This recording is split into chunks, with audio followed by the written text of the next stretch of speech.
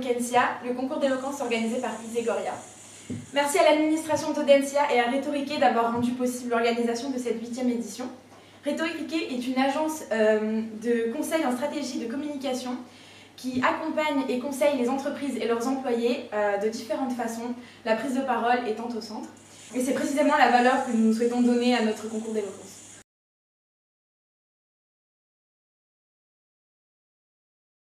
Ah, c'était mieux avant. On a tous entendu cette phrase, surtout chez les vieux. Vous savez, les types de vieux ronchons qui parlent sans articuler, dans sa barbe, on ne comprend pas un mot, enfin un mot sur 3, mais bon, c'est parce qu'on a l'habitude. Pourtant, depuis ce fameux, ou la fameuse, sinon il y en a un que je vais vous présenter un peu plus tard qui va me taper sur les doigts. Donc, depuis la fameuse Covid, eh bien, on s'est tous mis à dire que c'était mieux avant le début de cette épidémie chinoise, pangolesque. Ce qui est très important dans la vie, et ce qui est très bien important dans ce que je vais dire, c'est le avant. J'ai défini à quoi correspondait avant. En l'occurrence, avant décembre 2019. Je m'en sens très bien avec ce sujet, premièrement parce qu'il est intéressant. Je ne vais pas dire que le sujet me fait chier, clairement. Et deuxièmement, parce que, imaginez-vous, parce que je l'ai oublié dans mon appartement malheureusement, un petit livre que je tiens ici, de Michel Serres. Et il se cachait chez moi. Et ce livre s'intitule, comme par hasard, C'était mieux avant. Autant vous dire que je vois un peu la mèche, je m'en suis quand même un peu inspiré. Comme le hasard fait bien les choses quand même. C'était très cool à lire. 5 balles, j'ai tout lu, 100 pages, je peux vous le faire à 4,50, je l'ai lu dans un bon état, je prends un peu la poussière chez moi. Je vous le laisse. Ouais, je suis une enflure. Je disais tout à l'heure que j'allais me faire taper sur les doigts, parce que ce grand monsieur est quand même membre de l'Académie française. Mais ça a l'air d'un mec cool et sympathique quand même, parce que bien qu'on ait le titre de l'Académie française dans son CV, niveau rire, niveau ambiance, ça fait pas rêver quand même. Mais il est sympa ce mec. Bon, plus sérieusement, Michel Serres va tout au long de ce livre expliquer en quoi c'était pas si bien qu'on le dit avant. Il va aussi réussir à mettre une date, à définir ce avant, si personnel lorsque l'on prononce cette expression, c'était mieux avant. Pour ma part, c'est vrai, j'assume, quand j'ai vu TikTok débarquer, oui, j'ai dit que c'était mieux avant. Je deviens âgé, c'est horrible. Pour revenir à Michel Serres, il explique, à travers différents exemples, pourquoi c'était pas mieux avant. Tout d'abord, je ne sais pas si c'est une expression courante dans les autres pays du monde, mais en tout cas en France, on peut l'expliquer par une tradition bien française. Râler, c'est dingue. Ah bah oui, râler, mêlé à la jalousie et le regret, on mélange, on enfourne, thermostat 6, on sort au bout de 45 minutes et on obtient un bon « c'était mieux avant », bien doré, qui donne un très très bon. Si vous ne connaissez pas Jérôme Gagnez, je me sens très très seul dans cette petite blague, mais je vais me rattraper, j'en ai sous le coude.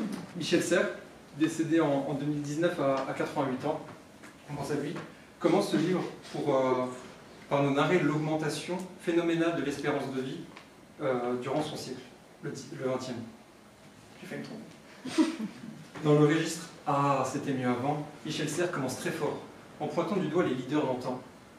Mussolini, Hitler, Franco, Staline, Lénine et même Mao, que des petits noms qui donnent le sourire et la joie de vivre. Enfin, la joie d'être dans cette vie en ce moment.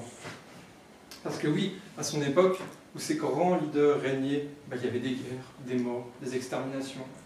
Bon, je sens que c'est les 5-6 premières minutes, on va s'en avoir. Bon, c'est vrai, en France, ça fait 60 ans qu'on n'a pas connu la guerre. Notre quotidien est si terne, si morose, on s'ennuie. Le Mali, c'est si loin. On veut de l'action, nous. Bataclan, tout ça, c'est pour les enfants, nous on veut que ça pète. Ah, c'était mieux avant.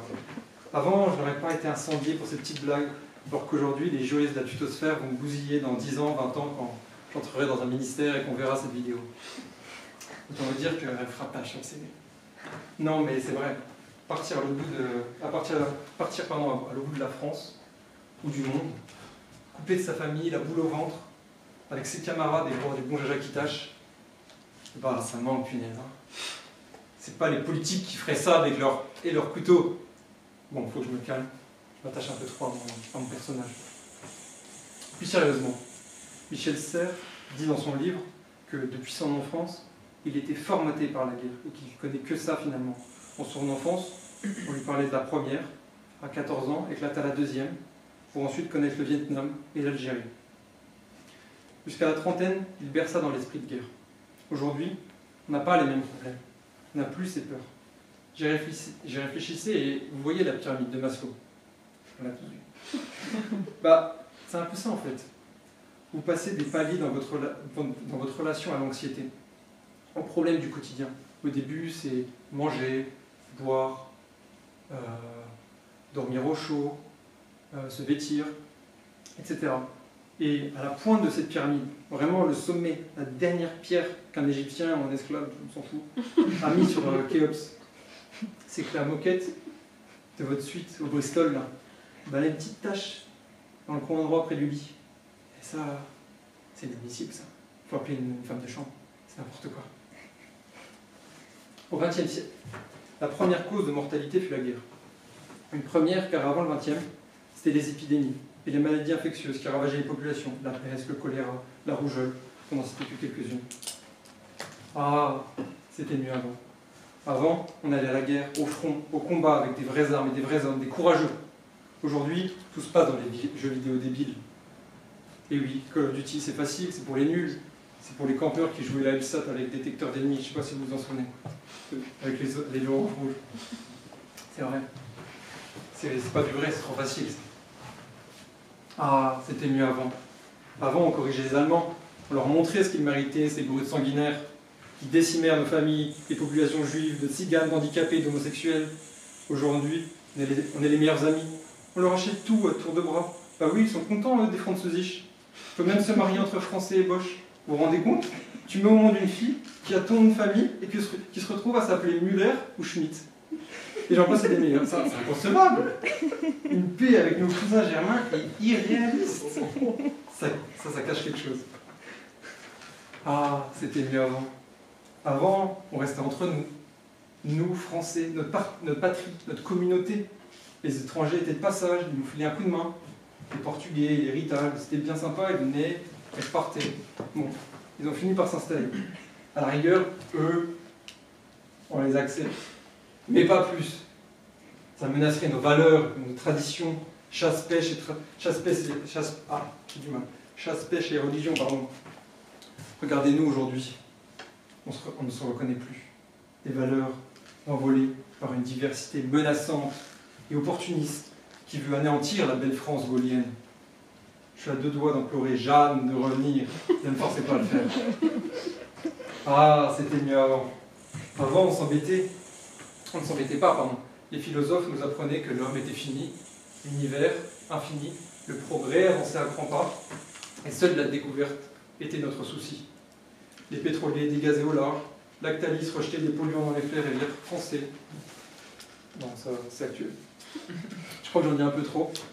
Je vais me faire censurer. Je me trouve arrivé par cette porte brune à mettre des bips à chaque mot que je prononce. Non. Mais en réalité, il n'y avait pas ces problèmes de politique là, qui nous embêtent, qui nous chamaillent. Ah, c'était plus facile avant. Ah, c'était mieux avant.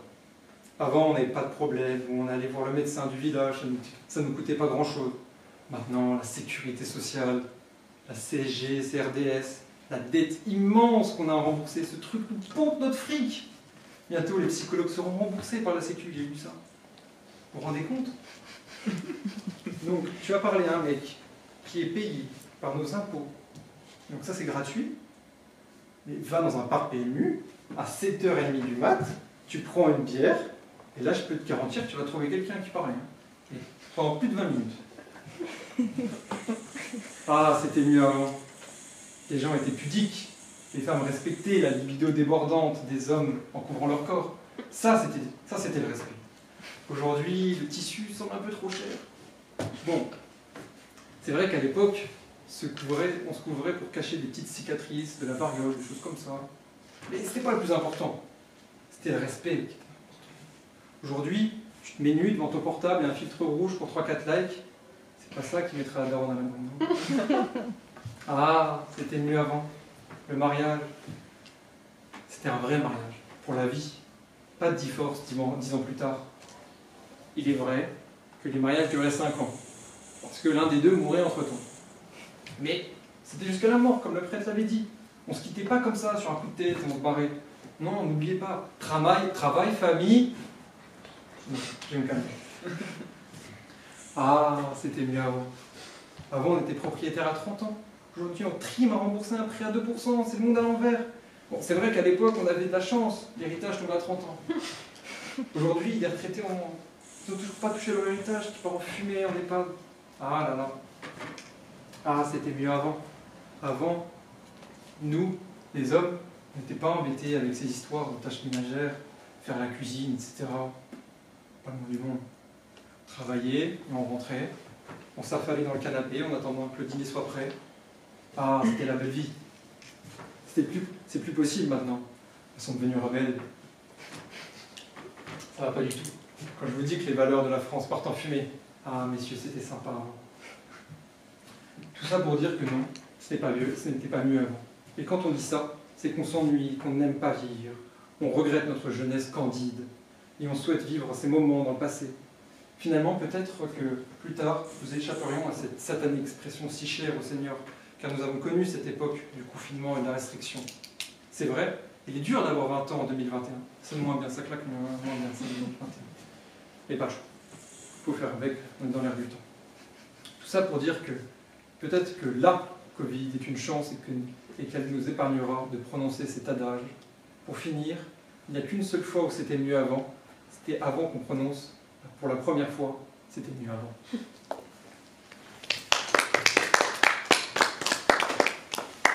Si c'était mieux avant, est-ce que tu penses que les Français se plaignaient moins avant? C'était moins permis de se plaindre avant. Je pense que c'était moins permis de se plaindre avant. C'était une culture. Et oui, on gardait ça pour nous-mêmes.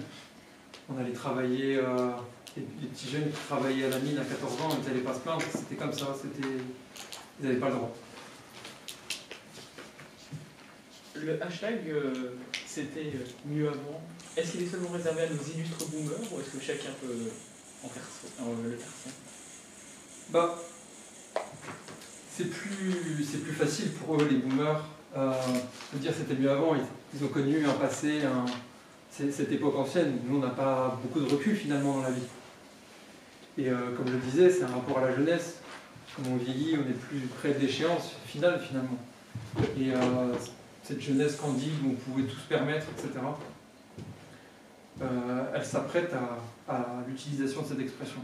Donc oui, c'est bien ce genre de personnes qui l'utilisent en priorité. Moi j'ai une question Oui. par rapport aux hommes. Ouais. Est-ce que tu penses que c'est parce que vous n'allez plus à la guerre que vous n'êtes pas plus courageux? Parce que tu as sous-entendu que finalement aujourd'hui les hommes ne connaissent pas la guerre, ils ne vont pas à la mine à 14 ans. Mais est-ce que c'est pour autant que vous êtes moins courageux que ces hommes-là? C'est une très bonne question. J'y ai pas pensé. Mais je dirais qu'on est. Je dirais qu'on est moins courageux quand même. Il y a moins cette fatalité où finalement on n'a pas d'ambition quand on sait que le monde est instable, comme à l'époque où une guerre peut éclater, où les maladies sont présentes partout. On ne se projette pas à 80 ans. Aujourd'hui, si. Aujourd'hui, on peut se voir grand-père, voir arrière-grand-père.